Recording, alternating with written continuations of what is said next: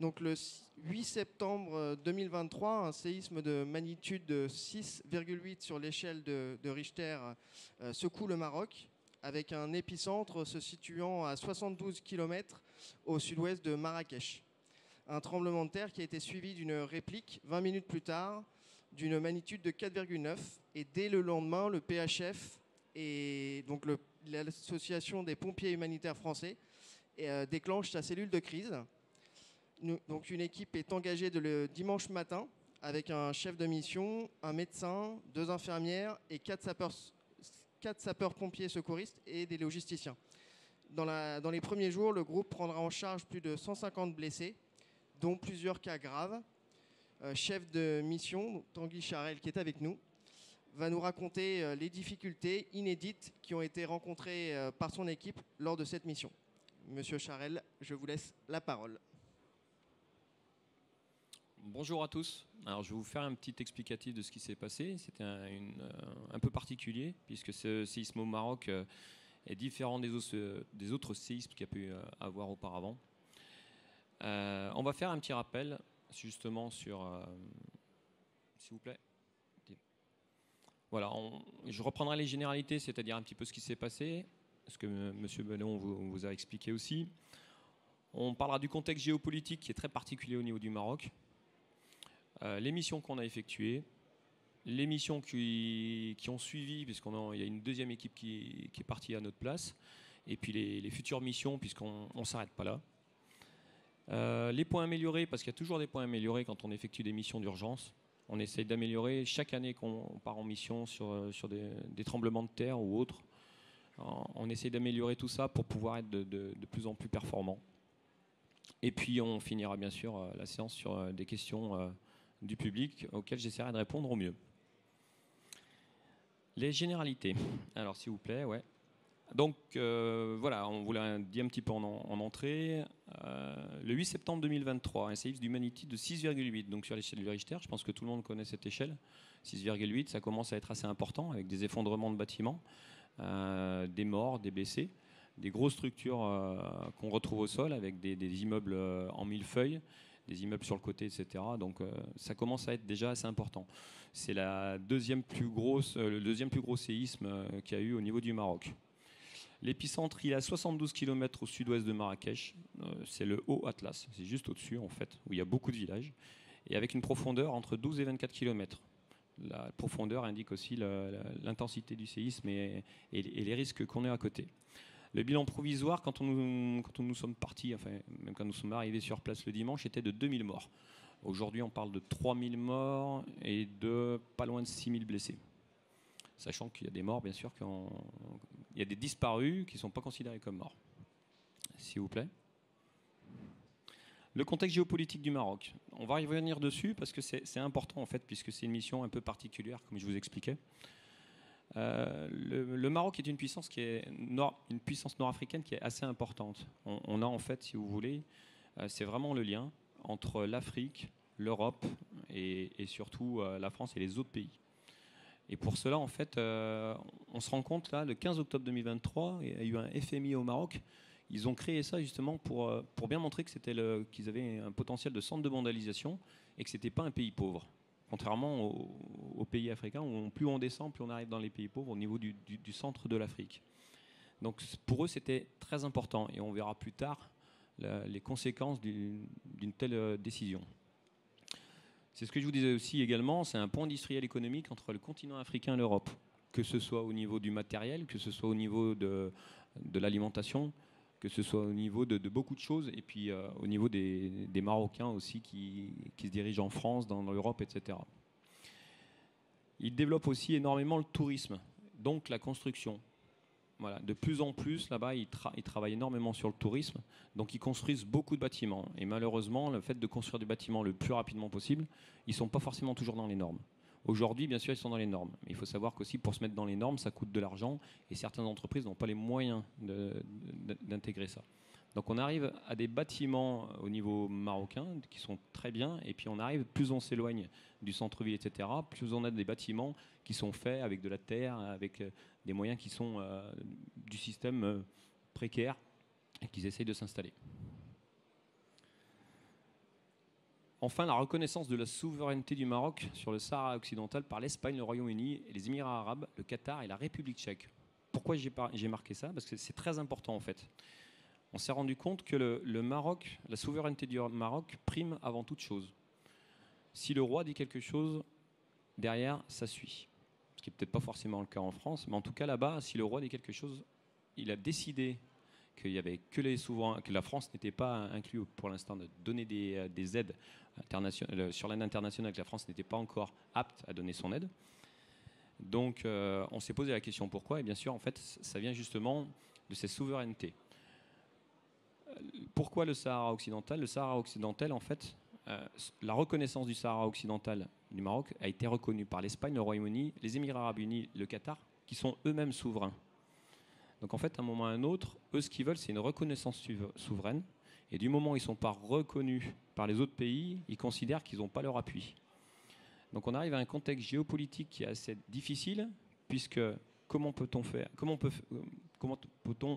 entre guillemets, associer l'aide internationale et la politique?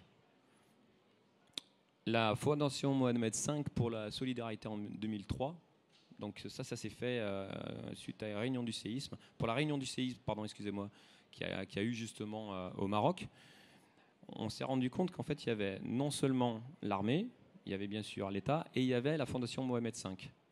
Donc tout ça nous fait bien comprendre l'état d'esprit qui tourne autour de l'État marocain.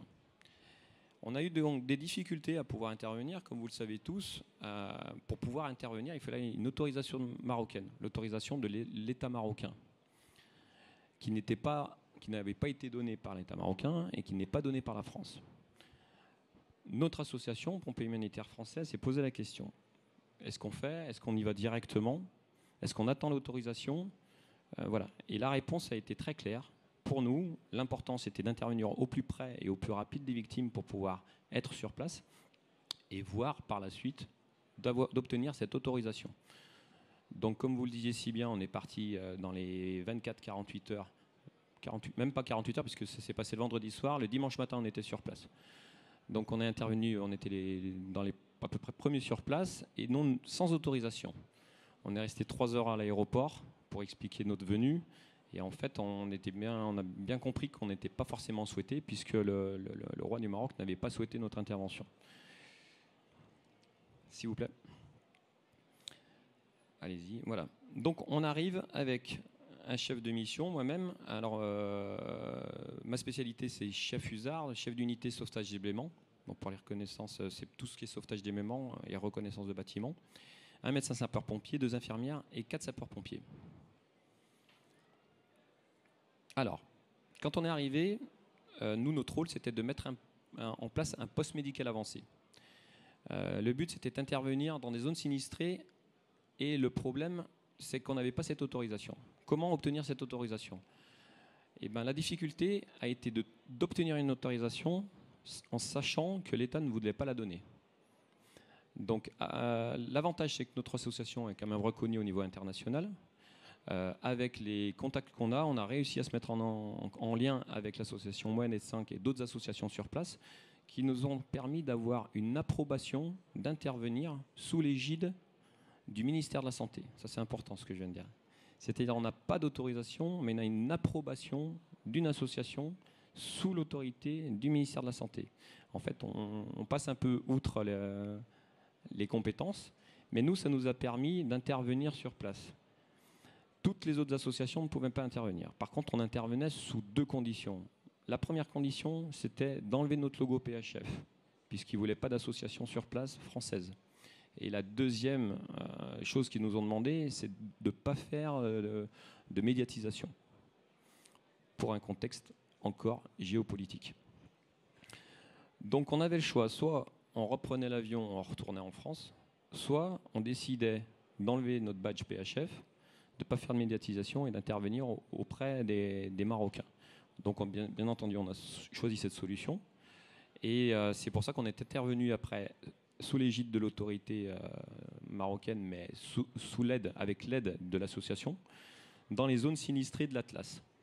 Ça nous a permis d'intervenir et de poser un poste médical avancé. Qu'est-ce qu'un poste médical avancé? C'est ce que vous voyez un petit peu sur l'image. Un poste médical avancé, c'est une tente qui se monte dans les 5 minutes. On monte cette tente, les gens attendent à l'extérieur. On a un médecin, 2 infirmières qui sont à l'intérieur. Et après, on fait rentrer les gens et puis on sélectionne les gens qui sont à risque, avec un risque vital, qu'on doit transporter à l'hôpital ou des soins tout simples. Donc, nous, notre but, c'est ça. Installer un poste médical avancé dans les villages reculés. On s'est bien rendu compte qu'on n'était pas nombreux. Donc, le but, c'était d'intervenir le plus rapidement possible, faire intervenir le plus de monde possible et pour pouvoir faire des soins au mieux. Donc ça s'est passé le mardi. Et le jeudi, vendredi, donc nous avons effectué plus de 150 soins, 5 hospitalisations et ça représente une dizaine de villages secourus. S'il vous plaît. On a aussi effectué de la reconnaissance bâtimentaire, voilà, parce qu'il y a beaucoup de gens qui pouvaient pas, qui dormaient dehors, ils ne savaient pas si leur bâtiment, si leur maison allait tenir ou pas. Donc bien sûr, il y a le risque d'un second séisme, d'une seconde secousse, ce qui est souvent le cas. Donc eux, ils ne veulent pas prendre le risque de vivre dans leur maison. Et l'avantage de faire une reconnaissance bâtimentaire à ce niveau, c'est de donner une approbation en disant, voilà, vous pouvez vivre dans votre maison, ça ne risque pas de tomber pour l'instant, c'est-à-dire s'il n'y a pas de secousse. Par contre, bien entendu, en fonction de la magnitude du secousse, il peut se passer quelque chose. Mais on s'est bien rendu compte qu'en fait, les Marocains n'avaient pas cette notion de magnitude, cette notion de savoir s'ils pouvaient ou non rester dans leur bâtiment. Et seule une expertise bâtimentaire pouvait leur dire vous pouvez rester là avec vos enfants ou pas. Dormir dehors pendant 2-3 semaines, sachant que les nuits elles sont un peu plus froides, ou dormir dans sa maison, c'est complètement différent. Est-ce qu'on peut cuisiner dans sa cuisine sans avoir de risque? Bien entendu, s'il y a un tremblement de terre, ils sortent. Donc le but du risque bâtimentaire, c'est non seulement de leur donner une approbation qu'ils puissent rester dans leur bâtiment, mais de leur expliquer aussi quoi faire sur une seconde secousse. Donc ça, c'était la deuxième mission qu'on avait. Les missions qu'on suivit, donc il y a une deuxième équipe similaire qui est partie, qui ont effectué les mêmes choses que nous avons effectuées, c'est-à-dire des soins au niveau des gens de différents villages. Généralement, ça se situe beaucoup au-dessus de l'Atlas, du Haut-Atlas. Bien entendu, c'est des villages qui sont reculés et qui ne sont pas forcément suivis par Marrakech. Donc nous, notre but, c'était vraiment de faire ça. Donc la deuxième équipe qui arrivait, on leur a bien expliqué. Ils ont suivi un petit peu ce qu'on avait fait. Au niveau des soins, ils ont multiplié par 2 ou 3 les soins qu'on avait faits, puisqu'on était déjà sur place et qu'on avait cette autorisation. Et le nombre de soins du village, c'est important aussi, parce qu'en fait, dans certains villages, il y avait très peu de personnes, mais il y avait des gros potentiels, avec des victimes qui étaient bien touchées, et d'autres villages un peu moins bien. Donc après, c'est le chef de mission qui choisit sur place quel type de mission on va faire et où est-ce qu'on met le PMA. Les recommandations effectuées, c'est travail en bivalence avec l'association marocaine. Mise en place de mesures de sécurité habituelles et spécifiques. Et on s'est posé la question de savoir si on envoyait une troisième équipe. Pourquoi une troisième équipe? Voilà, on savait que l'État marocain ne souhaitait pas l'aide internationale. Alors, on y reviendra dessus, parce que vous allez sûrement me poser la question géopolitique, pourquoi l'État ne le veut pas? Il y a plusieurs réponses à ça. La première réponse que je peux vous donner déjà, c'est qu'il ne faut pas oublier qu'aussi certains États ne veulent pas l'aide internationale pour ne pas boucher leur propre aide personnelle. Il faut savoir que si on a trop d'aides qui arrivent au niveau d'un pays, l'aide primaire de l'État ne peut pas intervenir ou a des difficultés à intervenir. C'est ce qui s'est passé lorsqu'on est intervenu en Turquie, où il y avait tellement d'aide internationale qui est arrivée que même la Turquie elle-même n'a pas pu faire intervenir leurs propres associations. Donc on peut imaginer que l'État marocain a souhaité faire intervenir ces associations, même s'il y a le contexte géopolitique derrière qui influence le fait que l'État ne voulait pas l'aide française ou étrangère autre que les 4 pays qu'on a parlé. Mais il y a aussi quand même un contexte où l'État veut montrer qu'il est capable d'intervenir et il est capable aussi de montrer qu'il a les moyens d'intervenir. Donc la troisième équipe, c'était vraiment une question qu'on s'est posée, est-ce qu'on envoie une troisième équipe ou pas? Et la question, on a vite répondu à cette question, on s'est dit, on va prendre le temps, la deuxième équipe va rentrer, on va faire un état des lieux, Et après cet état des lieux, on a décidé de ne pas envoyer de troisième équipe. Et c'est pour ça que dans le futur, des missions sont prévues, notamment l'aide de matériel et la possibilité de faire un autre poste médical avancé suite au séisme. S'il vous plaît. Poursuite des actions, donc formalisation de nos relations par la signature d'une convention avec l'association locale. Ça, c'est important parce que sans cette association, on n'aurait pas pu intervenir. Donc là, on est actuellement en train de signer une convention avec cette association, ce qui nous permet d'une part d'intervenir sur place beaucoup plus facilement, mais également, s'il y a un deuxième séisme qui arrive dans les années futures, nous serons reconnus, et nous serons non seulement reconnus par l'association, mais par l'État marocain. Donc ce n'est pas négligeable. Et comme je vous le disais auparavant, le transfert de matériel peut être envisagé pour une action sur place suivant les besoins. Bien entendu, on n'envoie pas du matériel comme ça, on fait un état des lieux, on regarde le besoin, et en fonction de ça, on a des moyens qui nous permettent aussi d'amener du matériel. On connaît ça, notre association, on a fait une quinzaine d'interventions dans le monde. On fait du développement durable en Afrique, dans les autres pays, notamment à Madagascar, au Mali, où on a des associations qui sont même sur place, qui s'appellent PH Mada et PH Mali. On intervient sur place et on est là pour les aider. Donc c'est peut-être aussi une poursuite qui peut se passer, c'est-à-dire on peut aller aider au niveau du Maroc différemment. Les axes d'amélioration. Alors, comme je vous le disais auparavant, à l'aéroport, on a eu des grosses difficultés au niveau de l'identification et de savoir ce qu'on pouvait faire. Donc aujourd'hui, l'identification serait importante d'avoir un contact avec les autorités. On s'est rendu compte que nous, quand on est arrivé à l'aéroport, on était reconnu comme association au niveau de l'aéroport de Lyon-Satolas.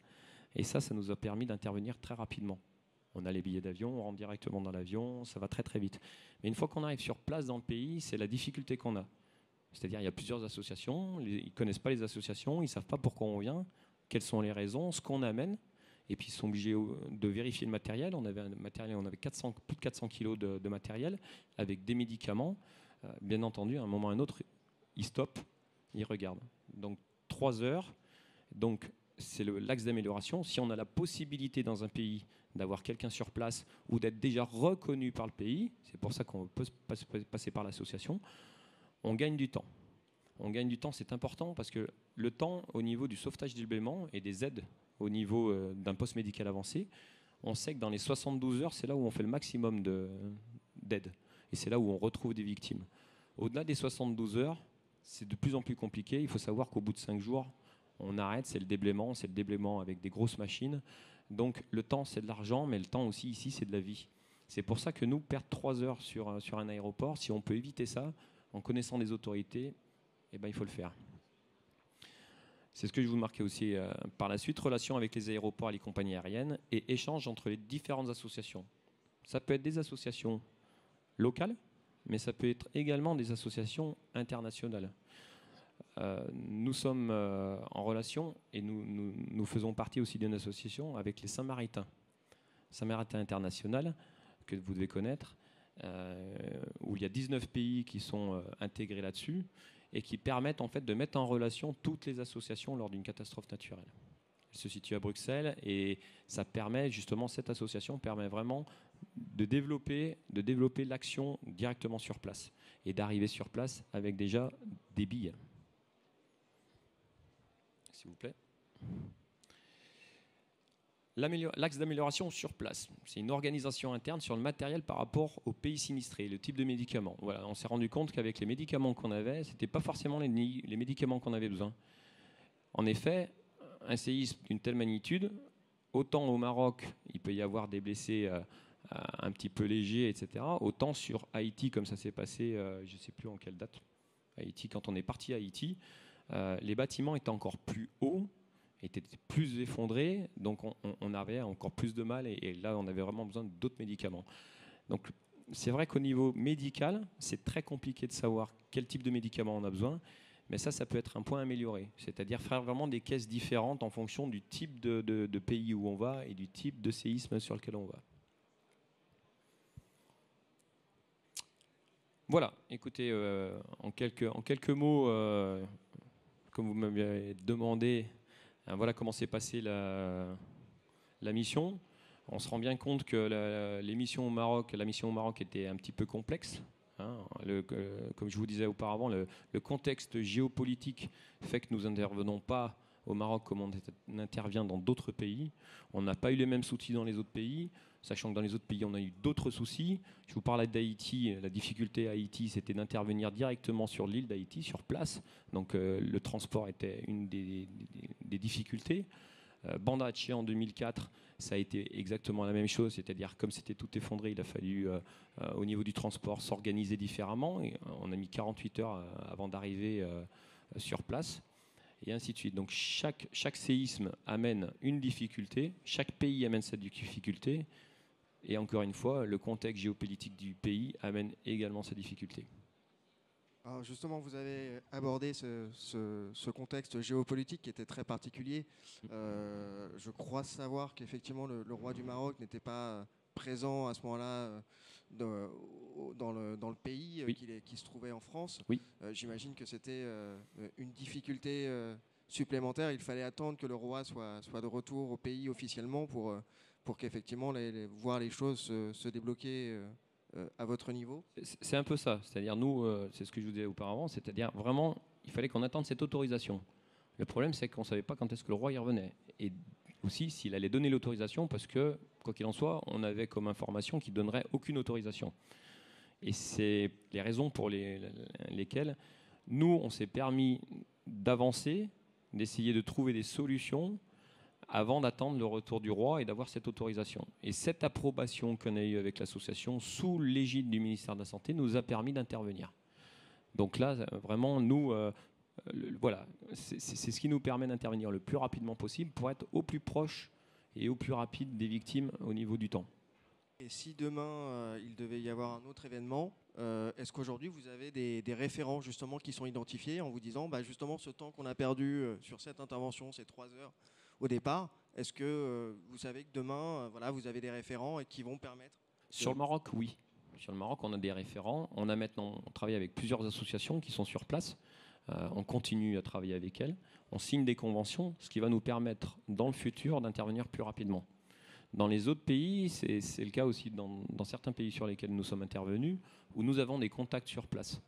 Et puis après, bien sûr, il y a tous les contacts d'ONG internationales, tels que ONU, OCHA, la sécurité civile française, qui nous permettent aussi d'intervenir le plus rapidement possible. La sécurité civile française, lorsqu'elle intervient dans un contexte de séisme, etc., favorise l'intervention des associations telles que la nôtre. Donc déjà, on gagne du temps et puis on a une protection supplémentaire. Voilà. Là, ce n'était pas le cas, donc il a fallu se débrouiller par nos propres moyens. Est-ce qu'éventuellement, il y a des questions dans la salle ? N'hésitez pas.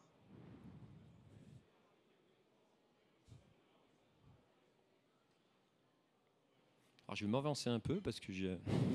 Bonjour. Bonjour, monsieur. Merci d'être là déjà. Je vous en prie. Avec plaisir. À quel endroit étiez-vous pour le PMA? Est-ce que vous étiez au Teasing Test? On était dans le Haut-Atlas, dans différents villages du Haut-Atlas, à 70 km, à 1 heure à peu près de Marrakech. Parce que l'épicentre était tout de même au col du Teasing Test, quoi. Oui, tout à fait. Oui. Tout à fait, ouais. On était dans les parages. D'accord. On avait Jérôme, si tu peux, dans les villages, je l'avais noté, il y avait une quinzaine de villages, mais c'était les plus touchés, ouais.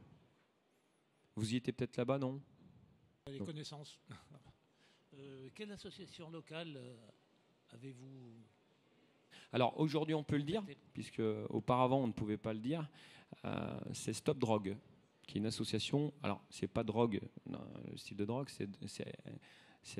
le drogue veut dire addiction, Stop Addiction en fait. Et cette association, elle travaille beaucoup avec Mohamed V, l'association de Mohamed V qui est reconnue au niveau étatique. Et c'est grâce à cette association qu'on a pu intervenir. Et aujourd'hui, on continue à travailler avec pour pouvoir amener des médicaments, pour pouvoir intervenir dans les années futures s'il y a un séisme. Des médicaments, avez-vous une taxation, dirais-je? Non, pas de taxation. Non. Aucune taxation, c'est juste une vérification du type de médicament qu'on avait. Le contrôle est effectif dans tous les aéroports. Mais on n'a pas, c'est pas la plus grosse difficulté qu'on a eue en fait. Ils nous ont ouvert les valises, ils ont regardé ce qu'on avait, ils ont noté, etc. Le gros souci qu'on a eu, les 3 heures qu'on a perdues en fait sur l'aéroport, c'était plus qu'on n'avait pas d'autorisation et qu'ils voulaient pas nous laisser partir dans le centre de Marrakech comme ça, sans rien. Mais non, on n'a pas eu de souci au niveau des médicaments, alors que vous avez raison, sur certains pays, certains médicaments sont prohibés et on aurait des difficultés là-dessus.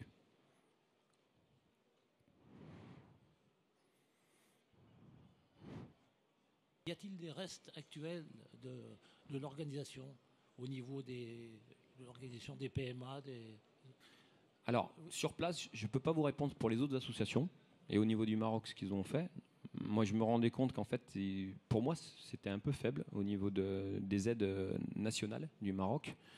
Contrairement aux autres pays où PHF est intervenu, où on se rend compte qu'il y a beaucoup d'associations qui interviennent, il y a les hélicoptères qui tournent, il y a des camions qui roulent. Là, on s'est retrouvé un peu isolé. Je ne sais pas exactement aujourd'hui si ça continue, si l'aide internationale continue derrière. L'État marocain, bien sûr, eux font des aides financières aux familles. Alors, je ne sais pas les aides exactes, enfin j'en ai entendu parler, c'est des 1500 euros à peu près par maison qui sont détruites. Bon, c'est pas énorme. Il y a beaucoup d'aides comme ça qui sont données, mais après le suivi, je ne peux pas vous dire. Nous, on a notre suivi au niveau de l'association. Comme je vous disais, on va apporter du matériel avec l'accord de l'association et qui va nous dire voilà ce qui nous manque. Là, on sait par exemple qu'au niveau électrique, il manque beaucoup de moyens. Donc, on va amener des groupes électrogènes, des prises, des rallonges, des lampes, etc. Et en parallèle, on se pose la question, justement, votre question est intéressante, parce qu'on se pose la question à savoir si on envoie un poste médical avancé pour le pré-hospitalier, c'est-à-dire ce qui s'est passé post-hospitalier, pardon, ce qui s'est passé après le séisme et voir les victimes, s'il y a encore besoin de victimes. Comme vous devez le savoir, je vois que vous connaissez un peu le Maroc, là-bas, c'est pas comme chez nous, il n'y a pas de sécurité civile, il n'y a pas de sécurité sociale, les gens, ils vont à l'hôpital, ils payent. Et il y a des gens qui ne pouvaient pas y aller, qui ne pouvaient pas transporter. En fait, donc, il a fallu qu'on se débrouille avec certaines associations pour pouvoir les transporter à l'hôpital, parce que sinon, ils n'étaient pas transportés. Et je vous parle sur d'urgence vitale ou des fractures, des grosses fractures, etc. Dernière question, parce oui. que je vais laisser la place. Je vous en prie. Vous êtes basé où? Alors, notre association est basée à Saint-Étienne, dans la Loire. C'est une association qui a commencé en 2005 suite au tsunami à Banda Aceh en Indonésie, sur l'île de Sumatra. On a créé cette association, donc on va fêter les 20 ans l'année prochaine. Et aujourd'hui, enfin, on a notre président qui est là-bas, Jérôme Giron, qui a créé l'association. Et on est heureux aujourd'hui d'avoir dans notre association plus de 120 personnes. Médecins, infirmiers, pompiers, chirurgiens, voire autres. Vous pouvez avoir toutes les informations, pompiers humanitaires français, sur Internet, POHF. Vous aurez toutes les informations là-dessus, les missions qu'on fait, comme je vous ai expliqué auparavant, des missions d'urgence et de développement durable, où on forme les pompiers, on forme les gens sur le secourisme. Donc voilà. Parce qu'il y avait une équipe des pompiers de l'Ardèche qui était partie sur Banda Aceh ou quelque chose comme ça, il y a quelques années. C'est possible avec Pompiers sans frontières? Pas vraiment. Non, une équipe particulière? Oui. Ils ont créé la propre équipe après? Oui. Mais je crois que oui, on connaît l'équipe d'Ardèche. Oui. Merci pour ces réponses. Merci à vous en tout cas. Bonjour. Bonjour. Pour j'ai pas très bien compris. C'était votre PMA qui se déplaçait pour aller dans les 10 villages ou c'était vos sapeurs qui allaient les chercher? Non, c'est les deux en fait. Nous, on arrive dans un village qui rassemble plusieurs villages. On voit avec le chef du village, parce que là-bas ça marche par chef de village en fait, qui récupère les autres chefs de village. Et on monte un PMA, je ne sais pas si vous avez vu, il y a des structures gonflables qui sont installées là-bas. On a les mêmes types de structures gonflables qu'on monte en 5 minutes. On met des tables, on met des brancards, on a nos infirmières, nos médecins qui sont à l'intérieur. On fait venir les gens viennent par eux-mêmes, ils sont appelés par le chef de famille et puis le chef de la ville, en fait, du village, le chef du village. Et en fonction de ça, on fait une ligne et puis on trie les victimes et on soigne les victimes sur place. Et ce PMA, on peut le remballer dans les 5 minutes. Et après, on va sur un autre village qui capte d'autres villages. Comme vous le disiez aussi, on est allé dans le Haut-Alsace où pour passer 2 voitures, il faut reculer de 50 mètres. Donc il faut faire très attention. Et dans ces villages reculés, on est obligé de monter un petit PMA comme ça, très rapide. Et si on n'a pas le temps, on ouvre les coffres des voitures, puisqu'on avait des voitures, et puis on fait les soins directement sur place s'il y a 2-3 blessés. S'il y a plus de blessés, on décide de monter un PMA. C'est très vite monté, en 10 minutes le PMA est monté. Mais voilà, est-ce que ça nécessite ou pas? Mais c'est comme ça que ça fonctionne. Et pour l'utilisation des groupes électrogènes, c'est vos sapeurs ou c'est quoi comme logistique que vous avez? Alors, sur cette mission, on n'avait pas eu besoin de groupe électrogène parce qu'en fait, on partait le matin et on rentrait le soir. Et on logeait sur Marrakech. Donc, on n'avait pas ce souci d'électroportatif. Quand c'est des autres missions, on a de l'électroportatif généralement sur LED, qui fonctionnent à batterie, qui nous permettent de travailler la nuit, etc., avec des batteries, sans forcément de groupe électrogène. On est parti en Ukraine, on a fait des grosses missions en Ukraine. On a fait 6 ou 7, c'est ça, Jérôme, 6 ou 7 missions en Ukraine. Ça a duré quand même plus d'une 60aine d'adhérents qui sont partis. Et là, par contre, c'était H24. C'était 24 heures sur 24. Donc là, bien sûr, il fallait un groupe électrogène. Il fallait du matériel bien spécifique à l'électroportatif. Et dans ces cas-là, vous avez des logisticiens pour... Alors, on a les deux. On a et des logisticiens. On part toujours avec un logisticien qui est soit pompier, soit non pompier. Donc, on a le logisticien. Et l'avantage qu'on a aussi, c'est qu'on peut partir avec du matériel. Et aujourd'hui, on essaye de ne pas partir avec du matériel, de récupérer du matériel sur place, quitte à le laisser, pour éviter de s'encombrer. Par contre, bien sûr, dans un séisme ou dans des choses comme ça, c'est difficile de récupérer du matériel. Vous comprenez bien qu'à un moment ou à un autre, on arrive 48 heures après... des groupes électrogènes, on n'y en a plus beaucoup. Donc ça, c'est pareil, c'est une décision qu'on prend au niveau du bureau. C'est le bureau qui prend la décision en disant, voilà, qu'est-ce qu'on amène comme matériel, quel type de matériel électroportatif on amène, quelles seront les missions sur place. Pour la nourriture, tout ça, vous êtes indépendant ou c'est On est indépendant. Quand on part en mission, que ce soit de n'importe quelle mission, il faut qu'on soit indépendant. Il ne faut pas qu'on dépende. Autant les gens, ils nous accueillaient avec bras ouverts et il y a même des villages qui nous ont offert à manger le soir. Mais ça, nous, il ne faut pas qu'on compte là-dessus. C'est comme du sauvetage déblaiement. Quand vous partez sur un sauvetage déblaiement, il ne faut pas qu'on puisse chercher de l'eau et de la nourriture ailleurs. Il faut qu'on soit dépendant dans les 48-72 heures minimum. Donc après, ça, c'est le rôle du chef de mission qui peut le déléguer à son adjoint. Voilà. Mais c'est un rôle qui est défini. Mais vous avez raison, on ne peut pas compter sur l'aide de sur place. Je vous en prie. Oui, merci. Bonjour, monsieur. Jean-Luc Blivet, ex-sapeur-pompier volontaire. Je voudrais vous poser une question. La première question, est-ce que vous recrutez du personnel actuellement ? On recrute tout le temps du personnel. Je vous dis, on est passé quand on a créé l'association, on était 5. Aujourd'hui, on est plus de 120. On recrute des personnes de tout âge. Retraités, non retraités, professionnels, volontaires, infirmiers, médecins, chirurgiens, logisticiens, secouristes, enfin j'en passe, c'est des meilleurs. Oui, on recrute.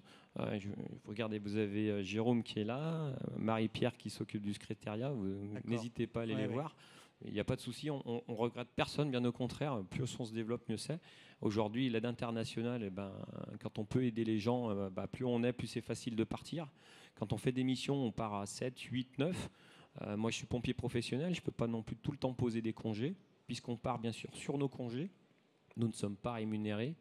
Je pose des vacances pour partir en mission. C'est le cas de beaucoup de personnes, de toutes les personnes qui travaillent dans cette association. À part la secrétaire qu'on va employer, tous les autres sont des bénévoles. D'accord. Donc on est bien sûr bien ouvert à l'arrivée de nouveaux volontaires et n'hésitez pas à vous informer là-dessus, que ce soit vous ou d'autres personnes. Oui. On est intéressé par toute candidature. Et je voudrais revenir sur ce que vous avez exposé. Moi, je suis parti à Haïti au tremblement de terre.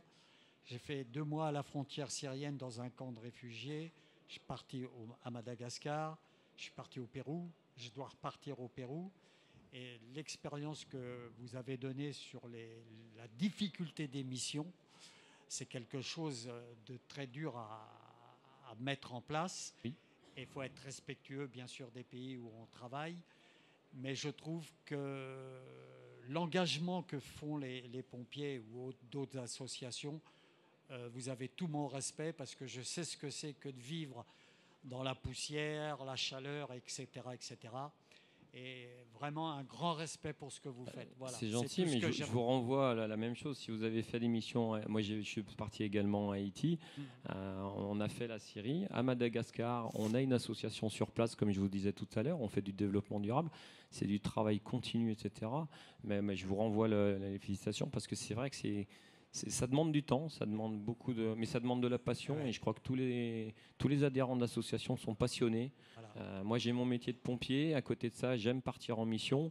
C'est des expériences de vie qui sont indiscutables. On apprend la culture des gens, voilà. Le respect des gens. Ouais. Et puis vous revenez, vous êtes changé parce qu'en fait, vous vous rendez compte que vous n'êtes pas dans le malheur. Même si après, quelques jours après, on se rend compte que on continue à vivre comme on est dans notre beau pays. Mais que voilà, on n'a pas à se plaindre parce que dans d'autres pays, une petite anecdote, vous parliez de Banda Aceh. Je me rappelle d'un homme qui avait qui était sur une tente, qui me disait Dieppe Kopi, qui veut dire viens boire le café. Et on passait, je faisais le tour du camp chaque soir. Et il me disait Dieppe Kopi, je ne comprenais pas. Et une dame du même endroit m'a dit en fait, il vous propose de boire le café. Donc j'ai bu un café avec lui, il avait le sourire jusqu'aux lèvres. Et là, il me parlait en indonésien, je ne comprenais rien. Et la dame, elle me dit en fait, il est en train de vous expliquer qu'il a perdu sa maison, qu'il a perdu sa femme, qu'il a perdu ses enfants et qu'il est content de vous payer le café. Donc, j'ai pas besoin d'en rajouter. Donc, en fait, c'est ces expériences qui mènent à ce que vous continuez à faire des missions de développement d'urgence, des missions durables. Et en fait, ça vous amène énormément au niveau de votre vie. Moi, je fais partie de Pompiers Entraide Internationale qui est basé au Mans. Oui. Donc, nous, on ne fait que des missions, pas de secours comme vous faites. Oui, de développement durable. On fait du développement durable, donc formation, etc. C'est déjà etc. bien, c'est déjà énorme. Nous, c'est ce qu'on fait à Madagascar, au Mali, dans plein de pays. Voilà. Et nous aussi, c'est ce qu'on fait. Vous avez également tout mon respect parce que c'est beaucoup de travail et c'est beaucoup de demandes de soi-même. Voilà. Très enrichissant et je vous remercie. Merci à vous. Merci beaucoup pour ce que vous faites. Est-ce qu'il y a d'autres questions ? Oui. Bonjour, monsieur. 2 questions. Oui. La première, c'est, vous avez dit que vous êtes une centaine de membres dans votre association. Ouais, plus de 120, je crois. Comment vous organisez pour sélectionner l'équipe qui doit partir Est-ce qu'il y a un système d'équipe d'alerte En fait, c'est très simple. On a une équipe qui est sur place, un bureau. Dès qu'il y a quelque chose qui se passe à l'étranger, Jérôme, la plupart du temps, prend en compte ce qui se passe, décide avec le bureau de savoir si on envoie une équipe ou non. Et en fait, on envoie un SMS aux adhérents en disant voilà, il y a une mission qui est possible dans les 24-48 heures, qui peut partir ? Chacun donne son avis en disant moi je peux partir, et le bureau, en accord avec tous les membres, disent voilà, pour cette mission il faut un médecin, il nous faut 2 infirmiers, il nous faut un chef de mission, il nous faut des pompiers, des logisticiens, voilà la liste de personnes qu'on a, voilà qui c'est qu'on prend. Bien entendu, on prend tout le monde, mais voilà, c'est par respect aussi de l'expérience, de la non-expérience, c'est-à-dire on va aussi bien envoyer des gens qui ne sont pas expérimentés pour avoir une première expérience, mais on n'enverra pas que des non-expérimentés.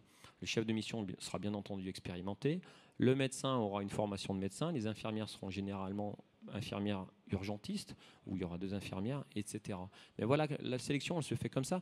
Ce qui est important, c'est que cette sélection, elle se fait très très vite. Comme je vous le disais auparavant, il faut qu'on intervienne dans les 24-48 heures. Et ça, c'est ce qui fait notre force à Pompiers Militaires Français. C'est vraiment notre force, c'est-à-dire, dans toutes les missions d'urgence sur lesquelles on est parti, on était les premiers arrivés, dans les premiers arrivés. Mais pour ça, en fait, voilà, il y a une grosse équipe qui travaille en amont. Les billets de train, on ne s'occupe de rien. C'est là l'équipe qui s'occupe de ça, les 6. Ils passent 24 heures dans le bureau à travailler, à savoir les billets de train, où est-ce qu'on va loger, qui c'est qu'on veut partir, etc. C'est un gros travail, mais une fois que ce travail est fait, nous, ça nous permet de partir dans les 48 heures, 24-48 heures, et c'est très important. J'ai répondu à votre question ? Oui, c'est bon, vous avez répondu, et j'en ai une autre.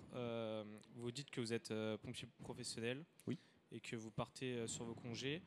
Comment vous organisez-vous avec votre employeur pour poser des congés à la dernière minute Alors, il y a un accord qui s'est passé entre pompiers militaires français et le SDIS 42. Voilà, cet accord dit stipuleusement, on s'était posé la question à savoir si on pouvait partir avec des gardes. C'est-à-dire, moi, j'ai des gardes de 24 heures. Si je pars, est-ce que c'est pris en compte par le SDIS? Et on s'est dit non, il ne faut pas, parce qu'en fait, nous, c'est de l'humanitaire. On donne du temps. Donc, je ne veux pas que mes gardes soient comptés. Par contre, ce qu'on voudrait, c'est qu'on nous facilite le départ. Et ça, c'est une convention qu'on a signée avec le SDIS 42 qui nous facilite nos départs. C'est-à-dire, si moi je travaille, par exemple, dans la semaine où je pars, généralement on part une dizaine de jours, si je travaille 24 heures ou 3 fois 24 heures et une garde de 12 heures, mon chef de centre va tout faire pour me remplacer et pour me faire partir en mission. S'il ne peut pas, il me le dira, mais il fera tout son possible pour me faire partir en mission. Donc il va me poser des congés. Voilà, ces congés, je les ai perdus, mais je les aurais gagnés parce que je serais parti en mission et j'aurais appris d'autres choses. Mais voilà, c'est un accord qui s'est passé entre le SDIS 42 et l'association, et ça marche très bien comme ça. Et je crois qu'il ne faut pas aller plus loin parce qu'après, on ne va pas rentrer dans des histoires d'heures rendues, etc. Merci pour les réponses. Et je vous en prie. Il y aura une dernière question. Oui, il y a madame là qui... Il y avait Oui.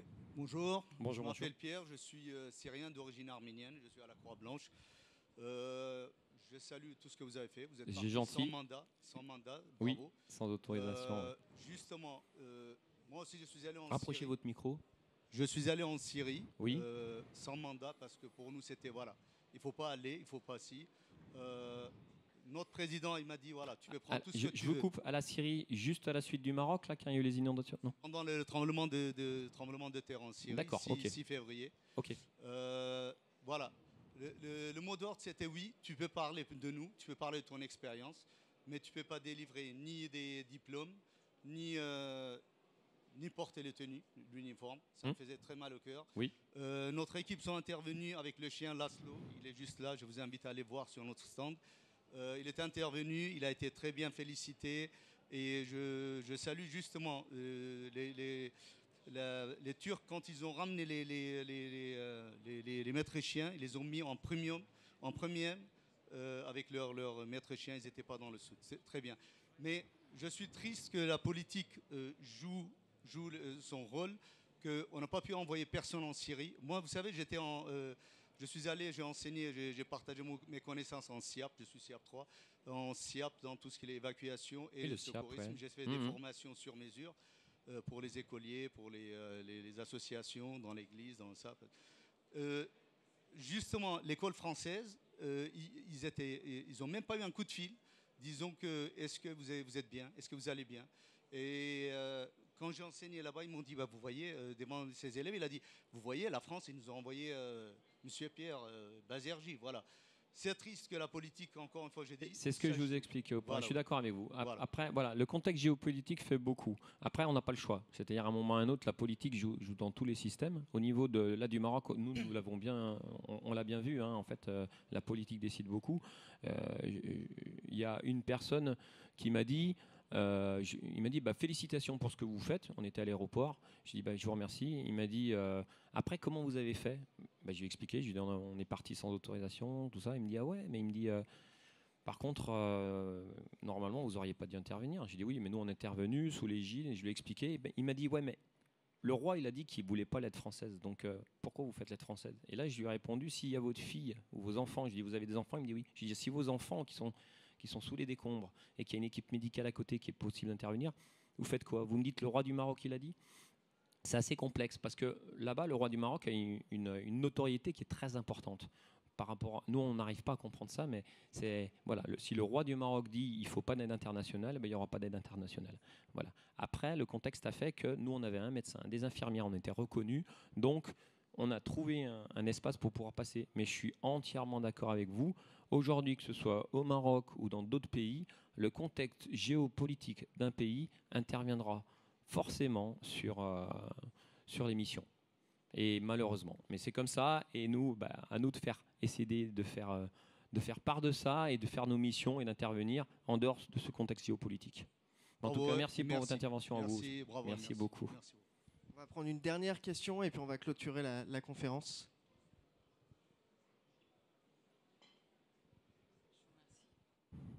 Oui, bonjour. Bonjour madame.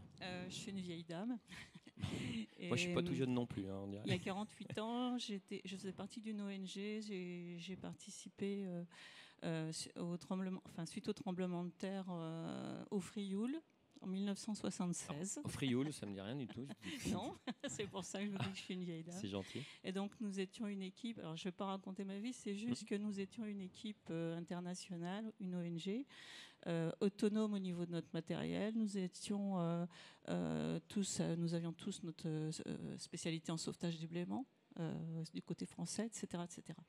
Ce que j'entends, c'est j'ai juste une remarque, c'est que tous les problèmes que vous évoquez là, on en parlait il y a 48 ans. Donc je me dis comment les choses ont avancé. Voilà. Et puis des choses très concrètes, tout simplement, par rapport à votre intervention là. Vous disiez que vous étiez autonome au niveau du matériel et au niveau de la nourriture. Donc je suppose que vous avez des rations militaires ou des choses comme ça. Prévues pour combien de temps? 10 jours 72 heures. 72 heures. Et après, alors attention, on a commencé par des rations de combat, mais après, on a mangé à Marrakech.